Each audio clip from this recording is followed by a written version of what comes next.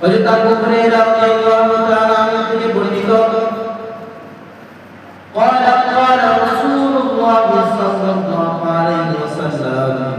হযরত আবু হুরায়রা রাদিয়াল্লাহু তাআলা আনহু বলেন রাসূলুল্লাহ সাল্লাল্লাহু আলাইহি ওয়াসাল্লাম সাহাবীদেরকে খুতবা দেওয়ার সময় ভাষণের সময় দায়িত্বহীন কণ্ঠে রাসূলুল্লাহ সাল্লাল্লাহু আলাইহি ওয়াসাল্লাম সকল মানুষের জন্য ঘোষণা করেছিলেন ইয়া আইয়ুহান নাস ক্বাদ ফারাদাল্লাহু আলাইকুমুল হাজ্জা ফাহুজ্জু হে দুনিয়ার সকল মানুষ তোমরা দুনিয়ার যে কোনো প্রার্থনা থাকো না কেন আল্লাহ তাআলা তোমাদের উপরে হজ ফরজ করেছেন সুতরাং তোমরা হজ করো হজ আদায় করো ফরজ আদায় করো এক সাহাবী দাঁড়িয়ে গেলেন فقال يا رسول الله এক সাহাবী দাঁড়িয়ে গিয়ে বললেন ইয়া রাসূলুল্লাহ ইয়া হাবিবাল্লাহ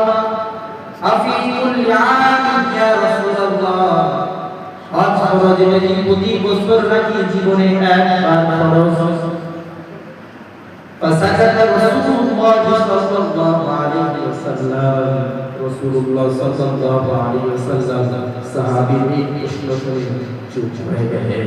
কোনো কিছুই বলছে কিন্তু সাহাবী বারবার প্রশ্ন রিপিট করছে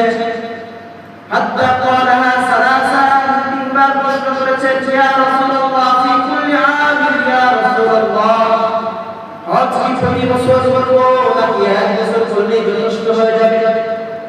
قال رسول الله صلى الله عليه وسلم إن قلت نعم فوجبت ولما استطعتم যদি আমি বলে দিতাম হ্যাঁ প্রতি বছর করতে হবে তাহলে এটাই তোমাদের উপরে ফরজ হয়ে যেত